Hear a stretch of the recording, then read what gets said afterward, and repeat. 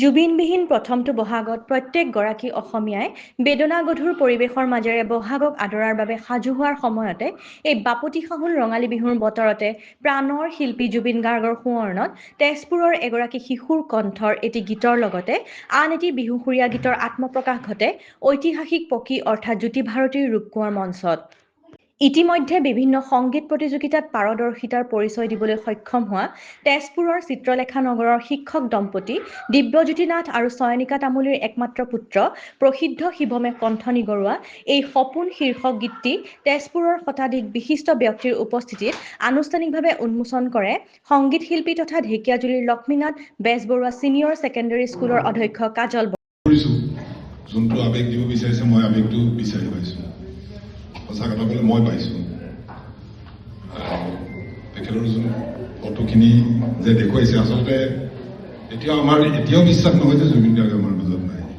আমি এতিয়াও বিশ্বাসত আছোঁ যে কি বিহুত আহিব নেকি এনেকুৱা ধৰণৰ এটা ফিল এটা হৈ আছে, কিন্তু আমি প্ৰত্যেকজন অসমবাসী প্ৰত্যেকজনৰে সেই অনুভৱটো আছে আৰু এই প্ৰতিফলিত হৈছে গীতটোৰ সুৰত, কথা কিন্তু প্ৰতিফলিত হৈছে। মই বিশেষ নকওঁ, এটা কথাই কওঁ যে প্ৰত্যেকজন জুবিন গাৰ্গে কওঁ, ডক্টৰ ভূপেন হাজৰিকাই কওঁ বা বিষ্ণু প্ৰসাদ ৰাভাদেৱৰ কথা কওঁ বা জ্যোতিপ্ৰসাদ আগৰৱালাদেৱৰ কথাই কওঁ, তেওঁলোকৰ আচলতে গানসমূহত মানৱতা জড়িত হৈ আছিল।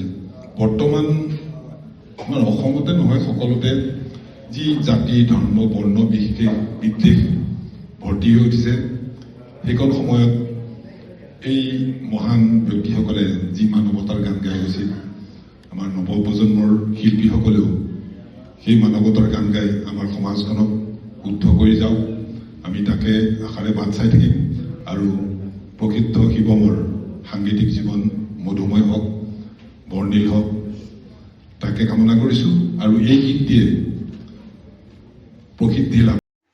আনহাতে একেটা অনুষ্ঠানতে ৰাংঢালীৰ মন 2026 এই শীৰ্ষক বিহুগীতৰ শুভ উন্মোচন কৰে বিহু বিশেষজ্ঞ তথা শোণিতপুৰ জিলা সাহিত্য সভাৰ প্ৰাক্তন সম্পাদক নৰহৰি চুতীয়াই।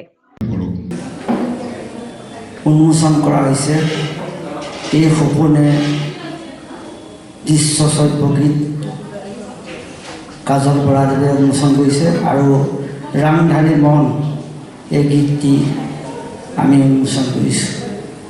খুব ভাল লাগিছে, এটা গীতৰ পৰিৱেশৰ মাজত নাচৰ পৰিৱেশৰ মাজত আজিৰ সন্ধিয়াটোই আমি খুব সুন্দৰভাৱে উদযাপন কৰিছোঁ।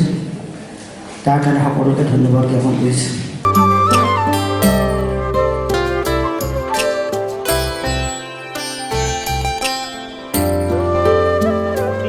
কঠোৰ শব্দ জুবিন গাৰ্গ আৰু না কেতিয়া মানি ল'ব নোৱাৰা এই কথা, এনেকুৱা এটা খবৰ আমি যে কেতিয়াবা অসমবাসী ৰাইজক দিম।